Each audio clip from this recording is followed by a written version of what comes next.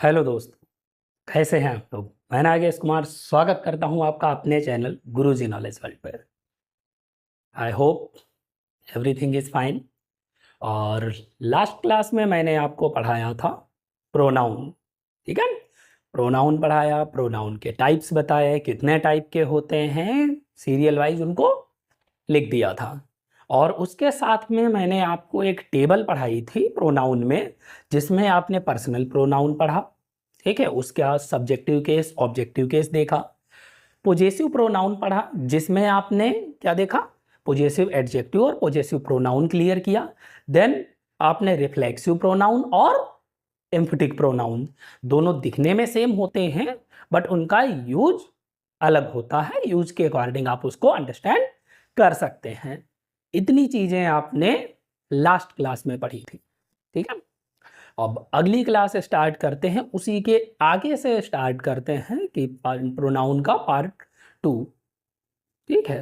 कुछ रूल्स होते हैं जिनको आज डिस्क्राइब करना है, ठीक है। तो स्टार्ट करते हैं प्रोनाउन।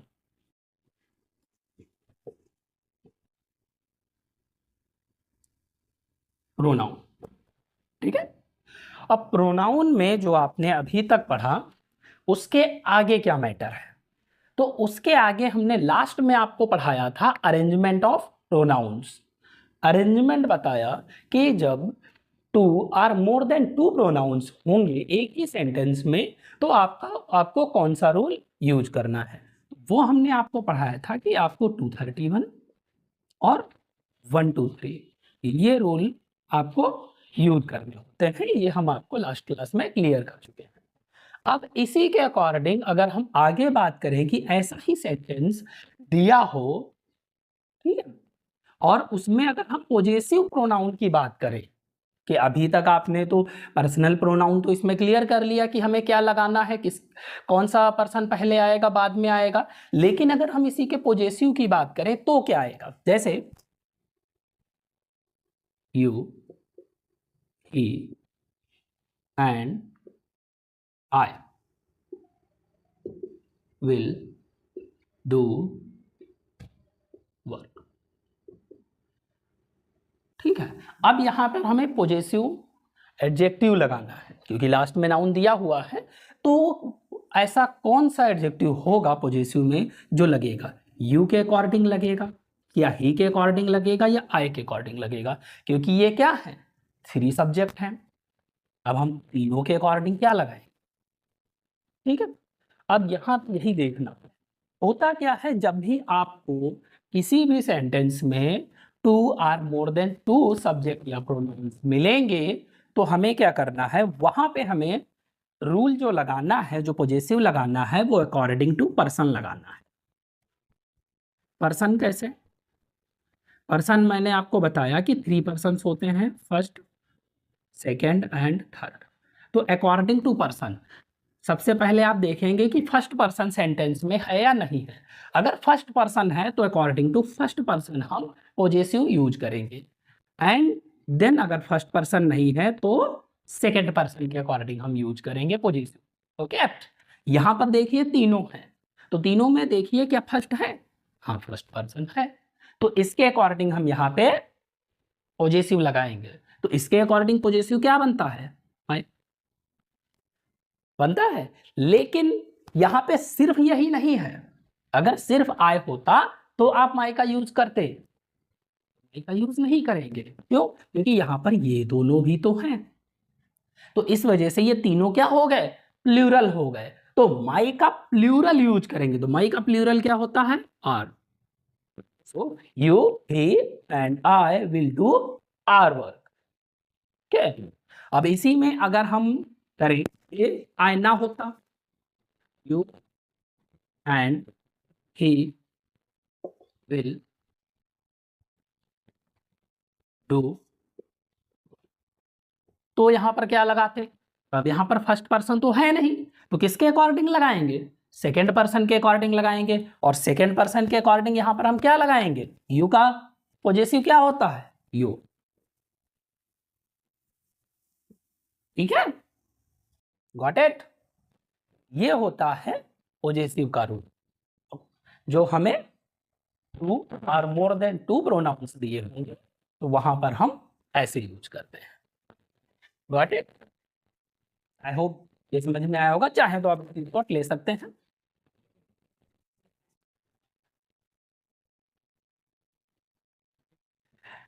नेक्स्ट, अब नेक्स्ट रूल की बात करते हैं। अगर इसी में तो अरेंजमेंट मैंने आपको बताया कि अरेंजमेंट हम कैसे करेंगे प्रोनाउन का। तो वहां पर एक चीज और आती है कि कौन सा केस किसके बाद में आएगा। अगर सेंटेंस में कोई भी, ठीक है, अगर सेंटेंस में क्या दिया है, आपको प्रीपोजिशन मिल जाता है। क्या मिल जाता है? प्रीपोजिशन मिल जाता है। ठीक, तो प्रीपोजिशन के बाद में हमेशा आपका कौन सा केस आएगा? ऑब्जेक्टिव केस आएगा। कौन सा केस? ऑब्जेक्टिव केस आएगा। ठीक है, जैसे एग्जांपल्स के थ्रू अंडरस्टैंड करते हैं।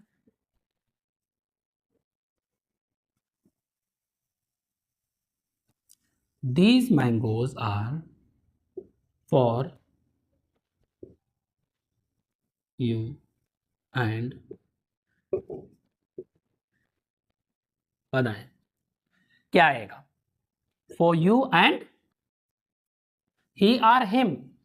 अब यहां पर देखिए क्या है, ये प्रीपोजिशन है। तो प्रीपोजिशन के बाद में कौन सा केस आना चाहिए? ऑब्जेक्टिव। ये ऑब्जेक्टिव है, ये वाला भी क्या होना चाहिए? ऑब्जेक्टिव केस होना चाहिए। और ऑब्जेक्टिव केस क्या होता है? हिम होता है, ना कि ही सब्जेक्टिव केस होता है। So these mangoes are for you and for him. ठीक है, फॉर पहले लगा दे, फॉर यू एंड हिम हो जाता है। ओके, तो प्रीपोजिशन जहां पर भी दिया होगा वहां पर आपको ये याद रखना है कि ऑब्जेक्टिव केस आएगा। नेक्स्ट होता है ऑब्जेक्टिव केस, और कहां पे आता है? अगर कहीं पर भी लेट दिया है, ठीक है, तो लेट के बाद में भी कौन सा केस आता है? ऑब्जेक्टिव केस आता है। लेट के बाद में भी हम कौन सा केस यूज करेंगे? ऑब्जेक्टिव केस यूज करते हैं। जैसे एग्जांपल्स, लेट मी और आई प्ले। तो यहां पर क्या होगा?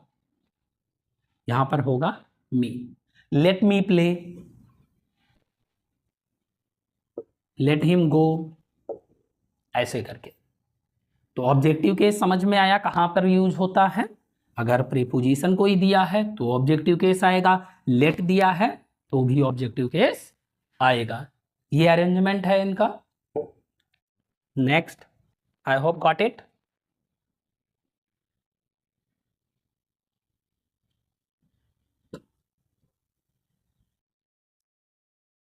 नेक्स्ट बात करते हैं, अगर सेंटेंस में आपको ये मिल जाए,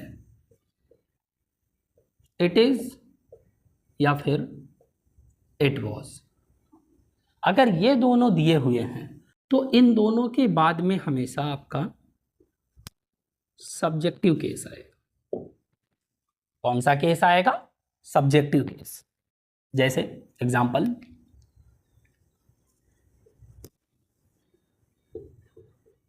इट इज आई या me who help the poor man.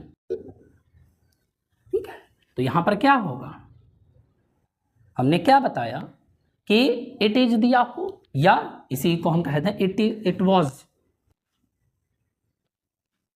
ठीक, तो भी यहां पर आई आएगा या मी आएगा। सेंटेंस में यानी इस रूल में क्या कहा गया है कि इट इज दिया हो या इट वॉज दिया हो, दोनों कंडीशन में हमें कौन सा केस यूज करना है?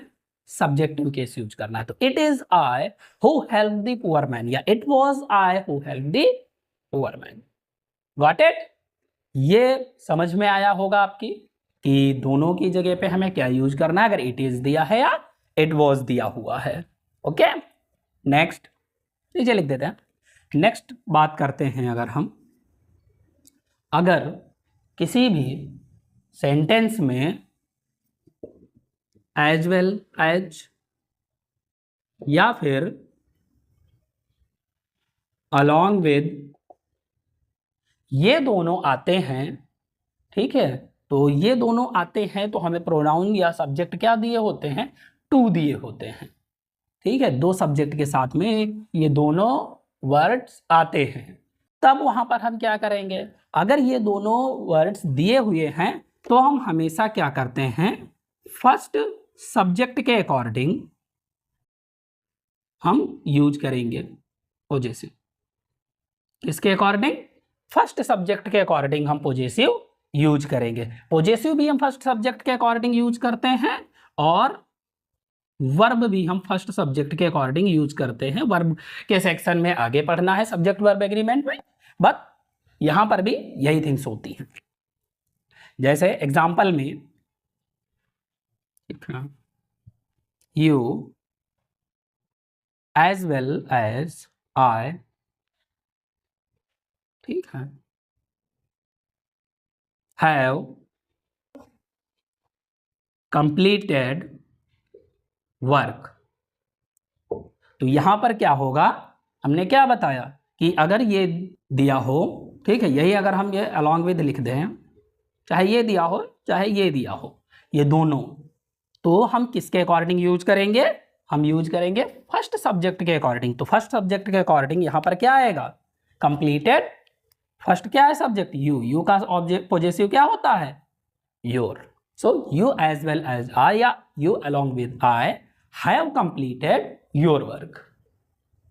Got it.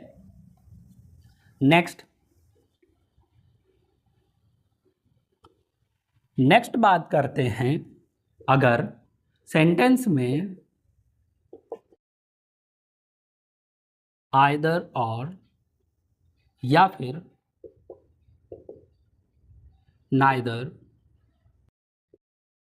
नॉर दिया हो तो हम क्या करते हैं, अगर ये दिया हो तो हम क्या करते हैं, नियरेस्ट सब्जेक्ट के अकॉर्डिंग, नियरेस्ट सब्जेक्ट के अकॉर्डिंग हम पॉजेसिव एंड वर्ब का यूज करते हैं, ठीक है। जो नियरेस्ट सब्जेक्ट होगा, जो पास में होगा, उसके अकॉर्डिंग हम यूज करते हैं। Example, either you are he.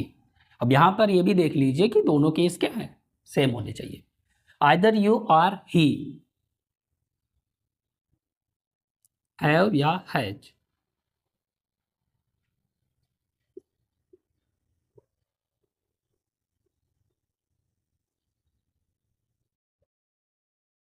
Completed, यहां पर भी सेम वही लिख लेते हैं, मान लिया लेसन, ठीक है।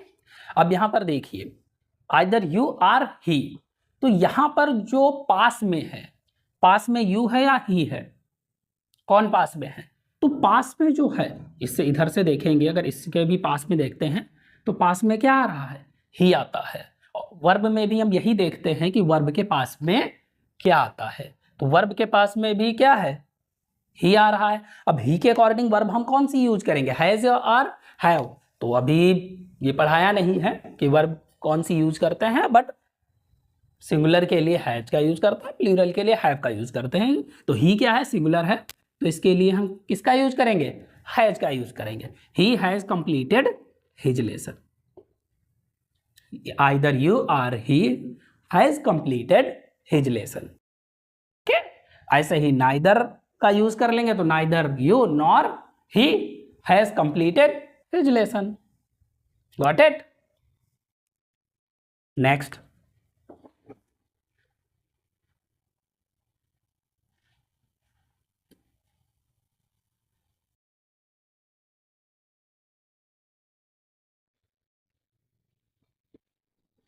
नेक्स्ट है सेम केस। हम सेम केस का यूज करते हैं किसी भी सेंटेंस में। अगर टू प्रोनाउंस दिए हुए हैं और किसी कंजंक्शन से जुड़े हुए हैं तो वहां पर हम क्या करते हैं, सेम केस का यूज करते हैं। जैसे मान लिया Ram and myself will do this work। तो यहां पर देखिए क्या हमने बताया कि किसी से भी अगर जुड़े होंगे, किसी कंजक्शन से जुड़े होंगे, तो दोनों केस क्या होने चाहिए, सेम। ये राम क्या है, सब्जेक्टिव केस है, लेकिन ये माई सेल्फ कौन सा केस है, या ये रिफ्लेक्सिव केस है। ठीक है, अब यहां पर हमें क्या करना है, ये केस तो गड़बड़ है, यहां पर सब्जेक्टिव है, हमने क्या बताया कि केस दोनों कैसे होने चाहिए, सेम होने चाहिए, लेकिन यहां पर तो सेम नहीं है, तो ये क्या है, गलत है। इसकी जगह पे क्या आएगा, I. Ram and I will do this work. Okay, तो केस कैसा होना चाहिए, सेम होना चाहिए। और एक थिंग और है कि माई सेल्फ जो है, जो सेल्फ केस होता है, ये नोट डाल के आप लिख सकते हैं कि सेल्फ केस यानी रिफ्लेक्सिव और एम्फेटिक, ये केस कभी भी, ये दोनों कभी भी सब्जेक्टिव नहीं हो सकते, सब्जेक्ट की फॉर्म में कभी भी नहीं आते। ठीक है, जैसे लोग क्या करते हैं, काफी लोग ऐसे हैं जिनको इसका प्रॉपर नॉलेज नहीं है, वो लोग अपने आप को इंट्रोड्यूस करते टाइम क्या बोलते हैं, माई सेल्फ। ठीक है, बोलते क्या है, माई सेल्फ मान लिया राहुल। ठीक है, माई सेल्फ राहुल, तो ये क्या है, गलत होता है, ये रॉन्ग है, ये सेंटेंस ही रॉन्ग है, क्योंकि सेल्फ केस कभी भी सब्जेक्ट की तरह वर्क नहीं करता, और यहां आप क्या लगा रहे हैं, सब्जेक्ट की तरह वर्क कर रहे हैं। ओके, तो यहां पर हम सिंपली कहते हैं माय नेम इज राहुल और आई एम राहुल। ओके, तो कभी भी सेल्फ केस सब्जेक्टिव नहीं होता। नेक्स्ट बात करते हैं, अगर हम कंपेयर कर रहे हैं, अगर कंपैरिजन की बात करते हैं, ठीक है, कंपैरिजन होगा, तो कंपैरिजन भी क्या होता है, सेम केस में होता है। ठीक है, कंपैरिजन भी क्या होता है, सेम केस में, यानी सब्जेक्ट का कंपैरिजन सब्जेक्ट से होगा और ऑब्जेक्ट का कंपैरिजन ऑब्जेक्ट से होगा। ठीक है, जैसे एग्जाम्पल की बात करते हैं, तो ही इज बेटर देन मी और आई। अब यहां पर देखिए कंपैरिजन किसका हो रहा है, कंपैरिजन हो रहा है ही का, और ही यहां पर क्या है, सब्जेक्टिव केस है, और यहां पर आपको दो चीजें दी हुई हैं, एक सब्जेक्टिव और एक ऑब्जेक्टिव। तो बोलने में कभी कभी लोग बोल देते हैं कि he is better than me, I am better than him, but ये रॉन्ग होता है। यहां राइट क्या होगा कि he is better than I. क्यों, क्योंकि ये सब्जेक्टिव केस है, और सब्जेक्टिव का हमेशा कंपैरिजन किससे होगा, सब्जेक्टिव केस से होगा। नेक्स्ट बात करते हैं ऑब्जेक्टिव में, तो जैसे आई नो यू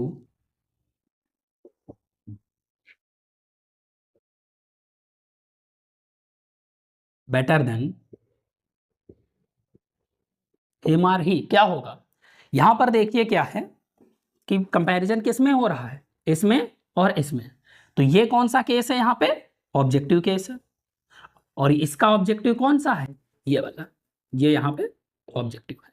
तो यहां पर क्या होगा, ऑब्जेक्ट का ऑब्जेक्ट से कंपैरिजन होगा, I know you better than him, तो यहां पर हिम आएगा, यहां पर ऑब्जेक्टिव है तो ऑब्जेक्टिव का ऑब्जेक्टिव से कंपैरिजन होता है। Got it, I hope so.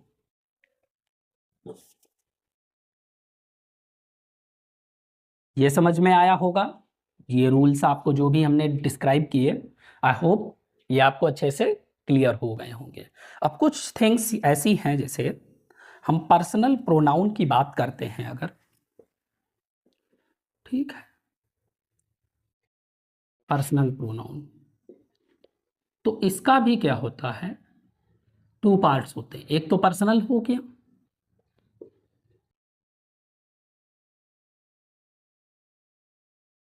और इसी में एक आ जाता है इम्पर्सनल। इम्पर्सनल। तो पर्सनल तो सारे होते हैं, जितने भी आपके तीनों पर्सन दिए हैं, फर्स्ट, सेकंड और थर्ड, ये तीनों के तीनों क्या होते हैं? पर्सनल होते हैं। ठीक, तो इम्पर्सनल कौन सा होता है? इम्पर्सनल में ये सारे के सारे पर्सनल में आ गए। इम्पर्सनल में सिर्फ आपका एक ही आता है, वो आता है इट। तो इट एज पर्सनल और एज इम्पर्सनल भी यूज होता है। कैसे होता है ये सिर्फ डिपेंड करता है इसके यूज पे। पर्सनल में हमने एक चीज और आपको बताई कि ये हमेशा एज अ सब्जेक्ट और ऑब्जेक्ट ऐसे ही वर्क करेंगे। या तो ये सब्जेक्ट होगा या फिर ऑब्जेक्ट होगा, तभी पर्सनल प्रोनाउन होगा, अदरवाइज नहीं होगा।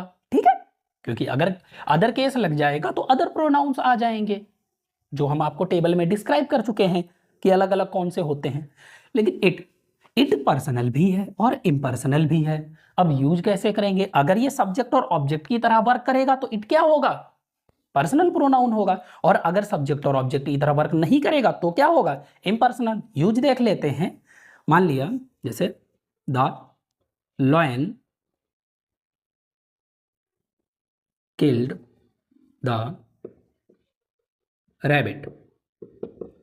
अब यहां पर अगर हम लॉयन के प्लेस पे रखें तो हम लॉयन के लिए क्या यूज कर सकते हैं? It killed the rabbit. और ये हमने आपको पहले भी बताया है, स्टार्टिंग में बताया था कि एनिमल्स के लिए हम किस प्रोनाउन का यूज करते हैं? वो हम इट का यूज करते हैं। ठीक है, तो यहां पर ये क्या हो जाएगा? It killed the rabbit. और यही अगर ये तो हो गया, आप किसकी तरह वर्क कर रहा है? सब्जेक्ट की तरह वर्क कर रहा है, तो ये क्या है? पर्सनल प्रोनाउन है। बट अगर हम ऐसे ही एक एग्जांपल लिखें, it is I who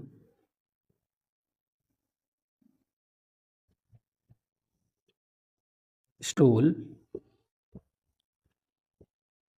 your purse. अब यहां पर देखिए सब्जेक्ट कौन है? पर्स किसने चुराया? Who stole your purse, purse किसने चुराया? मैंने। तो इट क्या है यहां पे? क्या सब्जेक्ट है? नहीं है। ऑब्जेक्ट है? नहीं है। क्या चुराया? पर्स चुराया। तो ऑब्जेक्ट तो ये हो गया, ये सब्जेक्ट हो गया। तो ना ये सब्जेक्ट की तरह वर्क कर रहा है, ना ये ऑब्जेक्ट की तरह वर्क कर रहा है, तो ये क्या है? इम्पर्सनल है। यानी यहां पर क्या है? ये इम्पर्सनल है। कैसा है ये? इम्पर्सनल है, क्योंकि ये ना सब्जेक्ट की तरह वर्क कर रहा है और ना ही ऑब्जेक्ट की तरह वर्क कर रहा है। Got it? आप चाहें तो इसका स्क्रीनशॉट ले सकते हैं। ओके,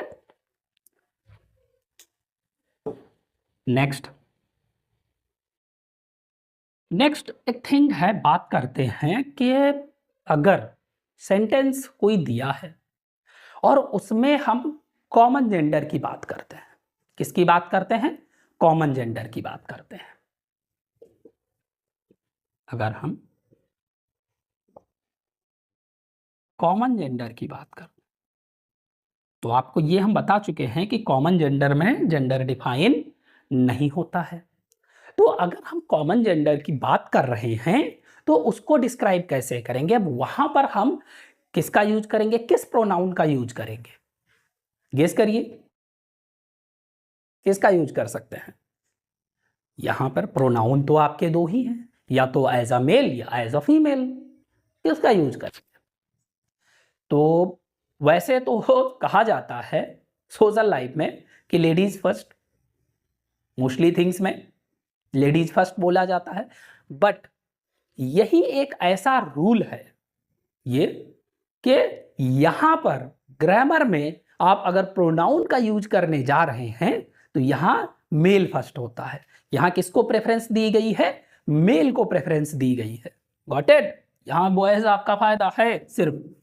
ठीक है, तो यहां प्रेफरेंस किसको मिलती है? मेल को। जैसे अगर आपको जेंडर क्लियर नहीं है, जैसे the doctor is very doctor is a very nice person, मान लिया।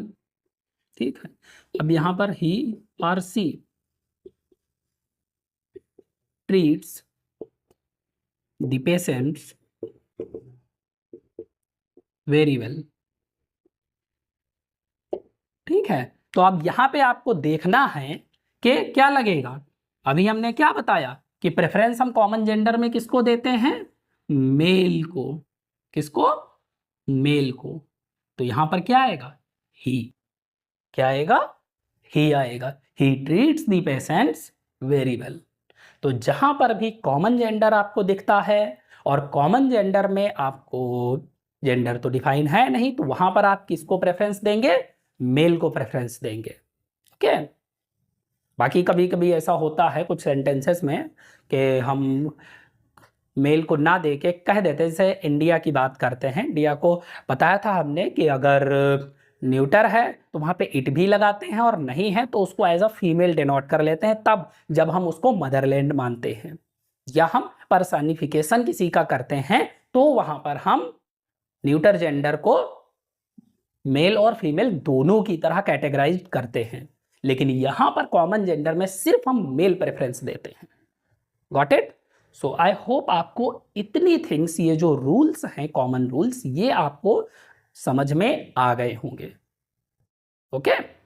सो I cleared all the rules clearly to you all, which you can understand in pronouns, and you can use in your exercises.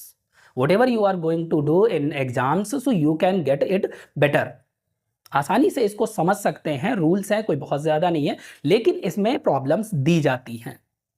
Personal pronoun की काफ़ी सारी problems होती हैं subject और object को लेके, सब्जेक्टिव केस ऑब्जेक्टिव केस ऐसे लेके। बाकी हमने जो माई सेल्फ बताया इसकी भी एरर दी जाती है, ठीक है, कि सब्जेक्टिव केस की तरह वर्क करने लगता है माई सेल्फ, या मतलब सेल्फ केस, और वहाँ पे आपको अंडरस्टैंड नहीं समझ में आता। एक फ्लो में जब आप देखते हैं कि सेंटेंस पढ़ा आपने, एक फ्लो में पढ़ा, तो वहाँ पे नहीं समझ पाते हैं, ऑब्जेक्टिव केस को नहीं समझ पाते हैं, कंपैरिजन नहीं समझ पाते हैं। तो उसको अंडरस्टैंड करने के लिए ये रूल्स आपको लर्न होना बहुत ज़रूरी है, और इसको कंटिन्यू पढ़ते रहिए। बस जैसे मैंने आपको स्ट्रेटजी में बताया था कि आपको क्या करना है, फर्स्ट क्लास लेनी है, सेकेंड लेनी, थर्ड लेनी है, लेकिन हर क्लास से लेने से पहले आपने जितनी क्लासेस पहले ली हैं उनको पहले रिवाइज करना है पर डे। थोड़ा थोड़ा सा टाइम देके आपको उसको पहले से रिवाइज करते रहना है, और इसी से आपको क्या होगा, आप पढ़ते पढ़ते ही सारी थिंग्स आसानी से क्लियर कर लेंगे।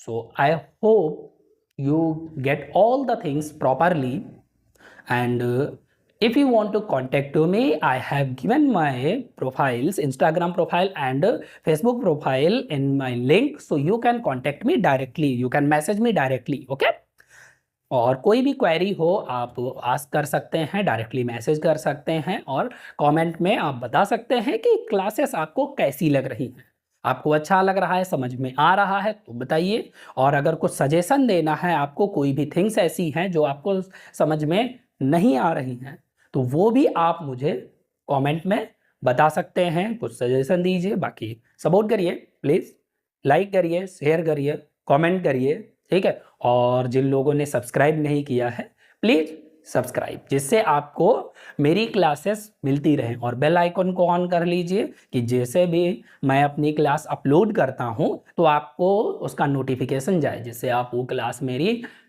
देख सकें। Okay, so it's enough for today. Thank you friends, have a nice time.